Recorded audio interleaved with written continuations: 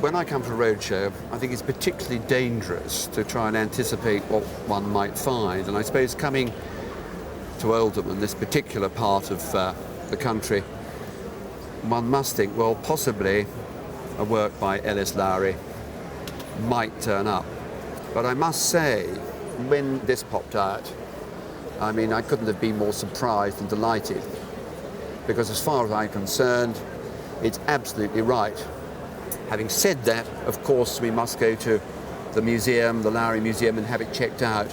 But all my instincts and the way that it looks makes me feel that it's absolutely spot on and beautiful. What's the story? I brought it in for a friend of mine, an elderly gentleman, about 79 years of age. They did belong to his wife, who's passed away. She used to chauffeur Lowry. He was very fond of having people chauffeuring about all over the country.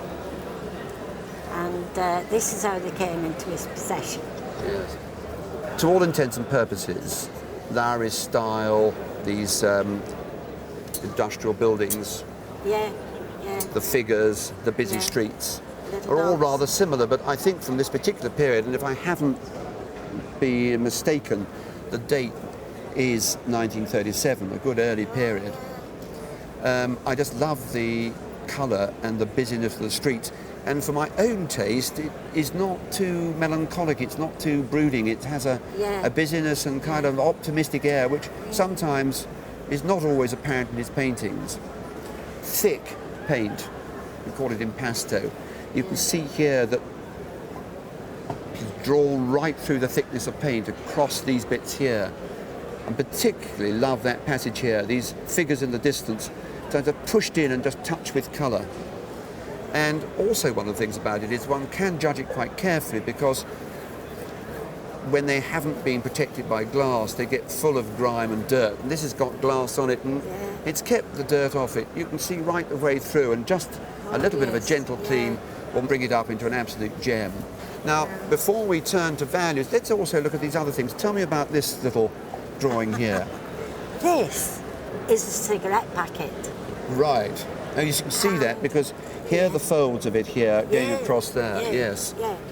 When this lady was chauffeuring Lowry, he was sat in the car and he started to sketch this. And then when he finished, he was about to throw it through the window, and she said, "Don't do that." And he said, "Well, I'll sign it for you if you want it. It might be of some value someday." Really? What a lovely story. Yeah. So do you think he really was going to throw it out the window? Yeah. He didn't realise his value of his paintings then. No. And we've got a photograph here of the great man himself. Yeah. And what is so interesting is that, of course, if you could just hold that a second, of course it shows the subject. This is a painting, and this is a drawing for this painting, but it's the same subject, which is a ferry, isn't it, in Scotland, isn't it? Yes, the Scottish subject. Yes. And again, this is the later date, September 1958. Now, of course, what we must do is kind of try and work out the value. Now, my word of caution is the attributions must be confirmed by the Lowry Museum. But these little bits and pieces, the cigarette packet, I don't know whether it's worth 1,000 or more, but it could well be. This drawing, a number of £1,000s. But I think what we're really all dying to kind of really try and know is, what's this worth? Does your friend have any idea of what he thinks it's worth? No. He's a shy man, is he? Oh yes, very shy. Well, I think it's probably worth £100,000. Oh, gosh.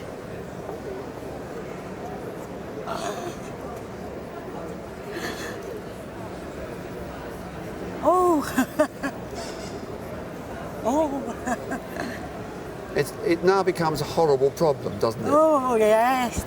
Yes. If I was being conservative, I suppose 60 to 80, but I think it is so fresh, so wonderful, has not been on the market. The prices have been quite extraordinary, and I wouldn't be surprised if it could fetch £100,000 or more.